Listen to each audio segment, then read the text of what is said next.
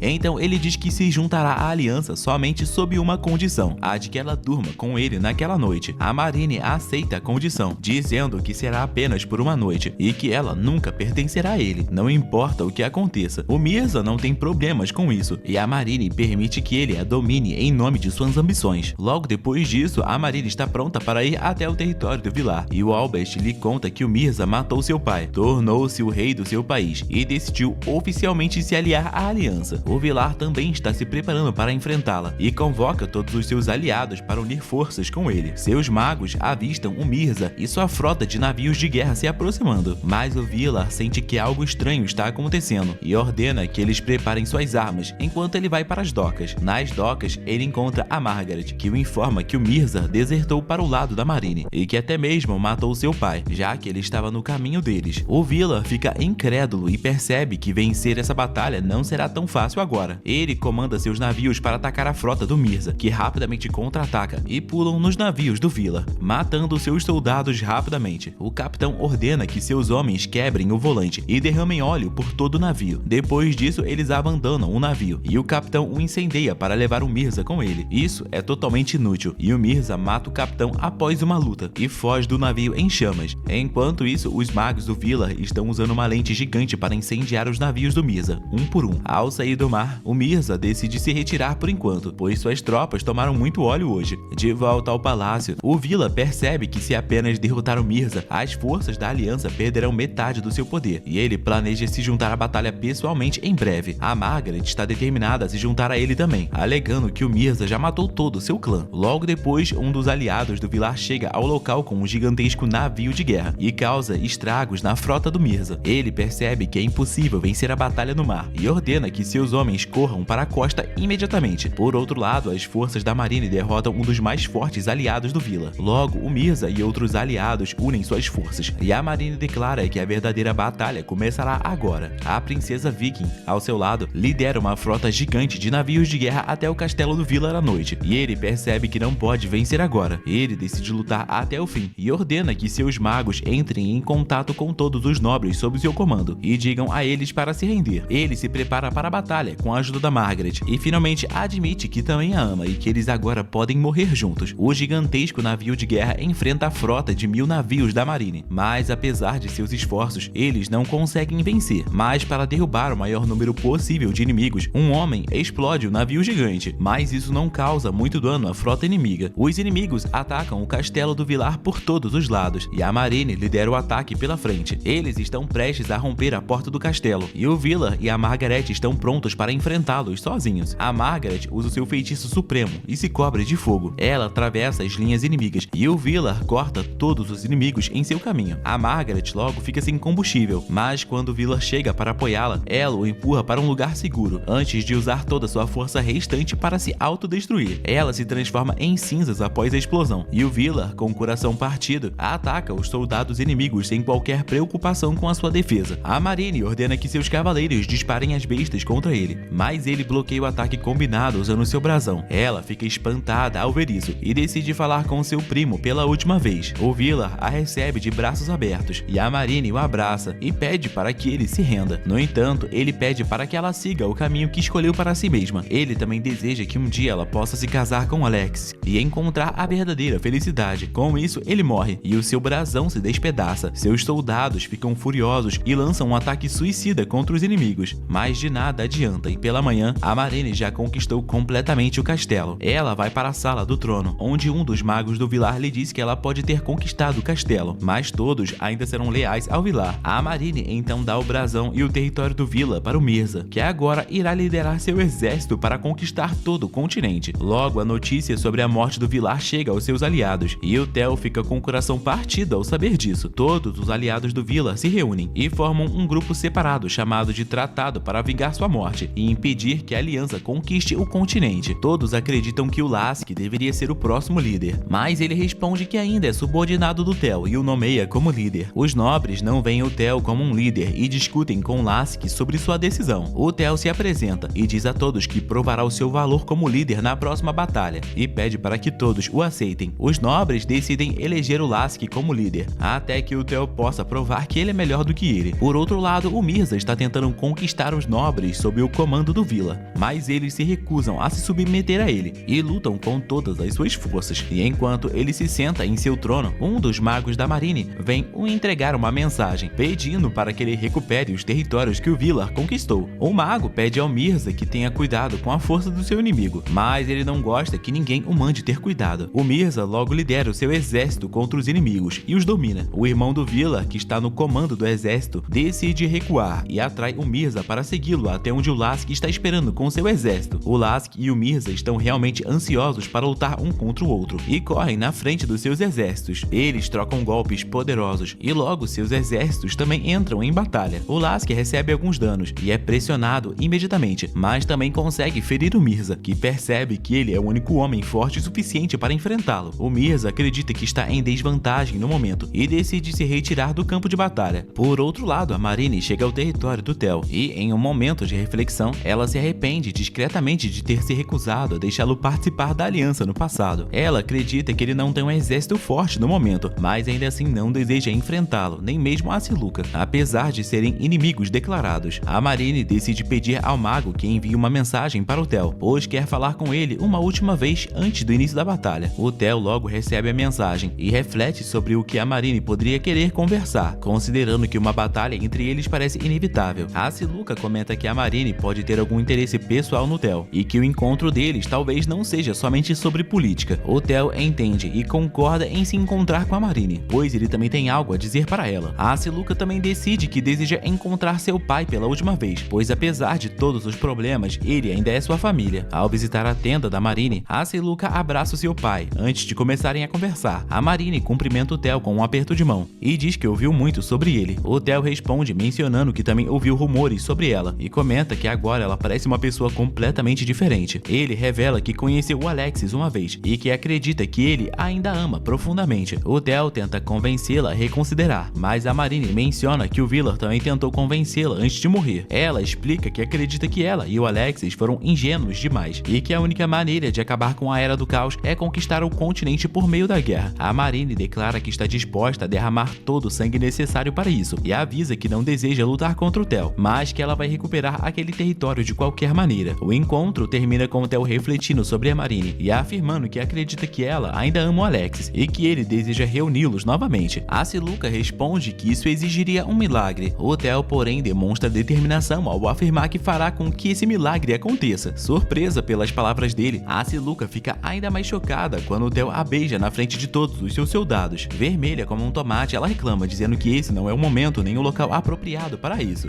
E o Theo explica que beijou a Siluca na frente de todos os soldados para inspirá-los a lutar pelo amor e pela causa do seu líder. Os soldados se entusiasmam e a Siluca percebe que o gesto também foi um truque para fazer a Marine lembrar de seu amor pelo Alexis. O plano funciona e a Marine, frustrada, recebe notícias de que um dos aliados do Villar derrotou as forças vikings, forçando-a a recuar. A situação muda e o Theo decide retornar à sua terra natal para retomar o controle e fortalecer sua posição. A Siluca ressalta que para ajudar o Alex e a Marine a se reunirem, o Theo precisa de uma posição e autoridade igual a deles. Ele aceita o plano e informa ao Lasky. E embora o mago Lasky considere a missão arriscada, ele apoia a ideia, pois acredita que derrotar o Rossini e conquistar Sistina provará que o Theo está apto a liderar os nobres. O Theo, a Siluca e seus aliados mais próximos chegam a Sistina e descobrem que o Rossini permitiu que o caos se espalhasse para manter a população oprimida e dispersa. Determinado a mudar isso, o Theo decide marchar diretamente para a cidade do Rossini, enquanto a Siluca elabora um plano para anunciar sua chegada a toda a região. O Rossini envia tropas para confrontá-lo, o que acaba funcionando a favor do Theo, pois incentiva o povo oprimido a acreditar que há alguém que pode enfrentá-lo. Na cidade, o Theo, a Siluca e a Estela param em um restaurante, onde encontram a Yana, que é reconhecida pela Siluca. O namorado da Yana, Salvador, é revelado como o filho mais velho do Rossini. O Salvador confronta o Theo e declara que derrotará seus inimigos, utilizando seu brasão para obrigar as pessoas ao seu redor a jurarem lealdade a ele. O Theo percebe que as pessoas afetadas pelo brasão perderam a razão e decide recuar, evitando ferir inocentes. Reunidos, eles discutem a próxima etapa, que no caso é percorrer os vilarejos para reunir o povo contra o Rossini. Contudo, os aldeões, acostumados a viver sob opressão, temem represálias e se recusam a ajudar. O Salvador, por sua vez, intensifica a repressão, queimando vilarejos que demonstram apoio ao Theo. E ao encontrar um vilarejo hostil, o Theo percebe que a família do Rossini governa através do medo e do desespero. Apesar disso, ele permanece determinado a libertar Sistina e devolver a dignidade ao seu povo. novo. Enquanto o Theo leva seus amigos embora, eles se perguntam se realmente não há ninguém que os ajudará na revolução. A Siluca sugere que eles podem ir à aldeia do Theo, pois certamente alguém os entenderá, mas o silêncio deles já diz tudo que eles precisam saber. No entanto, o Theo ainda decide levar todos até a sua aldeia para mostrar o que ele viveu. O Theo avista sua amiga de infância, a Rebecca, perto da fronteira do vilarejo. Ela corre em direção a ele, mas para a uma distância segura. Ele pede que ela reúna todos os aldeões, pois quer conversar com eles. E enquanto o Theo fala com os aldeões sobre o passado, a Siluca descobre, através da Rebecca, que o pai do Theo construiu um armazém secreto no vilarejo. Esse armazém ajudava as pessoas a fugirem dos impostos pesados. Um dia, alguém o delatou, e os soldados do Rossini o mataram para servir como exemplo. Os aldeões não resistiram, e o Theo guardou rancor deles por muito tempo, e depois acabou deixando o vilarejo. Porém, agora ele afirma que deixou todo esse rancor para trás. O Theo pergunta aos aldeões se eles querem viver sob o domínio do Rossini para sempre, e pede que eles se levantem contra ele, mas ninguém responde, e o Theo decide ir embora. No entanto, a Rebecca o impede, e pede que ele pelo menos visite o túmulo do seu pai. Ele concorda e diz a Siluca e aos outros para esperarem por ele. A Rebecca continua falando alegremente sobre como o Theo subiu na vida, e afirma que ele pode realmente vencer o Rossini. No entanto, o Theo diz a ela para parar de atuar, pois sabe que ela é péssima nisso. Ele percebe que a Rebecca está trabalhando para o Rossini, e pergunta como eles a ameaçaram. Ela responde que não foi ameaçada, mas sim que delatou o Theo para ter uma chance de ser levada para a cidade. A Rebecca não sente culpa por tê-lo traído, mas o Theo sente pena dela, pois entende que não é fácil enfrentar seus opressores. Ele tenta convencê-la de que se todos se unirem contra o opressor, eles poderão vencer, e quando ela não aceita suas palavras, ele pede para que ela avise a todos os aldeões para fugirem, pois tem certeza de que o Rossini os punirá depois dele. O Theo vai sozinho até o túmulo do seu pai, ciente de que os inimigos estão esperando por ele. Enquanto isso, a Rebecca corre de volta ao vilarejo, onde a Siluca está tentando convencer os aldeões a se juntarem à revolução. A Rebecca avisa que o Theo já sabia que aquilo era uma armadilha, mas mesmo assim entrou nela para protegê-los. Ela implora para que os aldeões ajudem o Theo, lembrando-os de que o Rossini não os poupará mesmo se eles entregarem o rapaz. Enquanto isso, o Theo chega ao túmulo do seu pai, onde o Salvador e seus soldados o aguardam. Eles disparam flechas contra ele, mas o Irving aparece para protegê-lo. Acontece que a Siluca havia ordenado que o Irving e os gêmeos lobisomens seguissem o Theo. No entanto, o Salvador não os vê como uma ameaça. De repente, os aldeões chegam para apoiar o Theo, que agradece e logo em seguida levanta sua bandeira e abençoa todos com seus poderes. O Salvador também usa o seu brasão para conceder poder aos soldados, e assim a batalha começa. Os aldeões se protegem atrás de abrigos improvisados e atiram pedras nos inimigos. A Siluca e a Ishela trabalham juntas em poderosos combos mágicos para derrotar vários inimigos, enquanto Irving enfrenta o assassino do Rossini. O Theo luta diretamente contra o Salvador e consegue quebrar sua espada. No entanto, os soldados inimigos aparecem para ajudar o Salvador, dando-lhe a oportunidade de fugir. O Theo está cercado por inimigos e está completamente sem saída, mas a Rebecca aparece inesperadamente e agarra o Salvador para impedi-lo. Mesmo com o Theo pedindo para ela soltar, ela não faz isso, e como resposta, o Salvador esfaqueia a Rebecca com um punhal escondido. Furioso, Theo derrota os soldados ao seu redor e parte para cima do Salvador, que tenta fugir, mas é morto ao lado do túmulo do pai do Theo. Com a morte do seu líder, os soldados inimigos recuam. O Theo corre para o lado da Rebecca, mas ela morre em seus braços, deixando-o devastado. O impacto da batalha se espalha rapidamente por toda Sistina, e várias revoltas começam a surgir. O Rossini e seus filhos se reúnem para discutir a situação. Eles percebem que a situação vai piorar se não agirem rapidamente. Então o Rossini ordena que seus filhos reúnam 5.000 soldados para esmagar a revolução imediatamente, pois ele não está disposto a perder outro filho por falta de preparação. O filho mais velho do Rossini aceita a tarefa de reprimir a rebelião e vingar o Salvador. Ele sai da sala determinado, e o Rossini, ainda consumido pela raiva, promete arruinar a vida do Theo por ter matado seu filho. Enquanto isso, o assassino que trabalhava para o Salvador continua à espreita, determinado a se vingar do Irving. A Iana encontra o assassino e descobre sua missão. Ela comenta que rastrear o Irving sozinho será complicado, já que os gêmeos lobisomens estão sempre por perto, e a Iana tem algumas ideias. Ela garante ao assassino que poderá atrair os gêmeos para longe, permitindo que ele enfrente o Irving sem interferências. A Iana, além disso, está ansiosa para eliminar os lobisomens, e após isso também deseja acabar com o Theo e a Siluca, que a enojam profundamente. Enquanto isso, o número de pessoas sob o comando de Theo aumenta rapidamente, e a Ishela está treinando novos recrutas para que saibam lutar adequadamente. O Theo se sente animado ao ver tantas pessoas se levantando contra o domínio do Rossini e compartilha os seus planos de construir um castelo em sua aldeia no futuro, para que todos possam governar em paz. A Siluca o lembra de que ainda é cedo para pensar nisso, mas ela é interrompida quando o Irving avisa que o segundo filho do Rossini está marchando em direção a eles com um exército enorme. O Theo rapidamente organiza suas tropas e lidera o seu exército ao encontro dos inimigos. No campo de batalha, o Irving e os gêmeos lobisomens avistam seus respectivos inimigos mortais. Eles informam a Siluca que precisam sair para lidar com eles imediatamente, e ela lhes deseja cuidado antes deles se afastarem. O Irving enfrenta o assassino em um combate feroz. O inimigo é tão habilidoso quanto ele e usa facas envenenadas, o que coloca o Irving em desvantagem. Mesmo assim, ele consegue bloquear os ataques, enquanto cobre sua própria lâmina com veneno. A luta segue de forma intensa, como se os dois fossem ninjas, até que o Irving acerta uma facada decisiva. O assassino perde o equilíbrio e o Irving dá o golpe final. No entanto, ele também é atingido por uma faca envenenada e desaba. Enquanto isso, os gêmeos lobisomens enfrentam a Yana, que invocou um demônio poderoso para lutar contra eles. Os gêmeos atacam o demônio, mas não conseguem romper sua barreira mágica. O demônio contra-ataca, cercando-os com um círculo de fogo infernal. Sem outra alternativa, os gêmeos decidem usar um ataque combinado, transformando-se em lobos. Eles pulam sobre a barreira, se lançam ao céu e atacam a Yana diretamente. Ela desvia do primeiro golpe, mas é atingida nas costas pelo segundo, forçando-a a recuar. Quando a Yana foge, o demônio desaparece e os gêmeos correm para encontrar o Irving e o encontram inconsciente. Eles percebem que ele foi envenenado e temem por sua vida, mas a Priscila, que chega ao local nesse momento, afirma que não permitirá que ele morra ali. Então, usando o poder do seu brasão, ela cura o Irving, salvando sua vida. De volta ao campo de batalha, o Theo observa o líder das forças inimigas, que no caso é o segundo filho de Rossini, e motiva seus soldados ao afirmar que, se derrotarem o líder, o poder do Rossini começará a ruir. Ele ergue sua bandeira e abençoa seus aliados com sua proteção, enquanto Rossini Jr. utiliza o poder amaldiçoado do seu brasão para fortalecer suas tropas. E assim a batalha começa. O Theo enfrenta o Rossini Jr. diretamente, conseguindo derrubar seu cavalo com um ataque estratégico. O Rossini Jr. avança contra ele, mas o Theo mantém a defesa firme. No duelo, o Theo leva melhor, ferindo seu inimigo e o derrubando no chão. Os soldados chegam para o ajudar, mas ele consegue derrubá-los facilmente. O Rossini Jr. se levanta e o ataca, mas o Theo o desarma e em seguida o mata, encerrando assim a luta. Os soldados do Theo comemoram a vitória, e ele pede a Siluca que faça com que os soldados inimigos sobreviventes se rendam. Nesse momento, a Yana desce do céu em direção a eles, com o objetivo de matar o Theo em um ataque suicida. Ela lança seu ataque mais poderoso contra ele, mas a Siluca reage rapidamente e contra-ataca com seu feitiço mais poderoso. Os ataques das duas se anulam no céu, e a Yana cai no chão, sendo capturada no processo. A notícia da morte do seu filho chega ao Rossini, que percebe que já perdeu a batalha. Ele está pronto para se render ao Theo, mas quer que o seu filho remanescente, o Josel, sobreviva a qualquer custo. O Josel afirma que negociará com o Theo e tentará provar que será útil tanto para ele quanto para o povo de Sistina. Um tempo depois, o Theo finalmente chega ao castelo com seus soldados, e o Josel sai para recebê-los. O Josel afirma que se renderá se a vida das pessoas que os servem forem poupadas. O Theo concorda, mas diz que ele e o seu pai morrerão, e que toda a riqueza acumulada pela família deles e seus aliados será confiscada. O Josel tenta convencê-lo a deixar viver, alegando que pode ajudar a governar Sistina, mas o Theo se recusa a deixá-lo viver por esse motivo. No fim, ele decide mantê-lo vivo para evitar retaliações das pessoas leais à família Rossini. O Josel aceita a condição e jura lealdade ao Theo, o que encanta tanto o povo quanto a Siluca. Mais tarde, a Siluca interroga a Yana para entender seus motivos. Ela acredita que a Yana foi quem convocou o Lorde Demônio durante a tragédia do Grande Casamento, mas também sabe que ela não é forte o suficiente para fazer isso sozinha. A Yana se recusa a responder e, ao invés disso, ataca Siluca. Logo depois, um enviado da Academia de Magia chega ao castelo do Theo, declarando que a Yana foi a verdadeira culpada pela tragédia do Grande Casamento. Eles querem executá-la, mas a Siluca acha que algo está errado, pois não houve tempo para uma investigação completa. O enviado elogia o Theo por ter assumido o controle de Sistina e informa que a Academia de Magia o reconhece como um novo senhor. Como recompensa, ele também recebe generosos benefícios pela captura da Bruxa Negra. Após isso, a execução da Yana é preparada. Ela é amarrada em uma estaca e os guardas ateiam fogo nela, mas ela apenas ri, gritando que todos a usaram e a descartaram quando não precisavam mais dela. Ela declara que não morrerá tão facilmente e sacrifica sua própria vida para invocar o Lorde Demônio. O caos começa a se formar ao redor dela, e logo o Lorde Demônio, responsável pela tragédia do Grande Casamento, aparece. A Yana ri de todos, dizendo que eles estão condenados, mas para surpresa geral, o demônio a derruba. Todos ficam chocados, e enquanto isso a Siluca percebe o enviado da academia sorrindo ao ver a bruxa morrer. Logo em seguida, o Lorde Demônio desaparece e a energia ao redor dele se dissipa. Enquanto isso, no continente, o Mirza recebe a notícia de que o Theo se tornou o senhor reconhecido de Sistina. O Mirza inicialmente não demonstra interesse, mas o mago que o informa diz que o Theo é muito popular entre o povo e que o seu sucesso pode fortalecer a rebelião dos nobres independentes. O mago é interrompido por um soldado que chega correndo para informar ao Mirza que alguns nobres atacaram uma de suas fortalezas. Furioso, o Mirza descobre que a fortaleza foi destruída por um exército composto principalmente por plebeus. O mago afirma que isso não é mais uma revolta, mas sim uma guerra, e que eles devem acabar com ela rapidamente. O Mirza, ainda confuso sobre os motivos dos civis se rebelarem, aceita a sugestão do mago de atacar primeiro as aldeias das Bruxas Brancas, depois os lobisomens e por fim os nobres independentes que lideram a rebelião. Ele cumpre o plano, incendiando a aldeia das bruxas. Ele força os lobisomens a fugir e derrota os nobres. E confiante de que ninguém poderá enfrentá-lo agora, o Mirza ignora os avisos do mago sobre o Theo, que pode muito bem virar a maré contra eles. Enquanto conversam, o Theo já está voltando ao continente e a Seluca descobre as atrocidades cometidas pelo Mirza contra o povo e avisa que ele será o inimigo mais difícil de se derrotar. E o Theo responde que derrotá-lo é crucial para o futuro deles. Ele se reúne com Lask e outros aliados, que o parabenizam por ter conquistado Sistina. O Lask reconhece a importância do Theo e ressalta que ainda há tempo para ele se tornar o líder de suas forças. Durante a reunião dos membros do tratado, o Theo pede 1 minuto de silêncio pelas vidas perdidas devido ao Mirza. Depois disso, ele aceita responsabilidades pelas mortes ocorridas enquanto estava em Sistina e se voluntaria para enfrentar o Mirza em uma batalha e derrotá-lo. O Theo afirma que não pode fazer isso sozinho e pede que os nobres o deixem liderá-los desta vez. Ele pede a aprovação do irmão mais novo do Vila e ele lhe dá permissão. Com isso, o Lask declara o Theo como seu líder para a próxima batalha. Enquanto isso, a Lady Marine recebe algumas pessoas para um certo chazinho.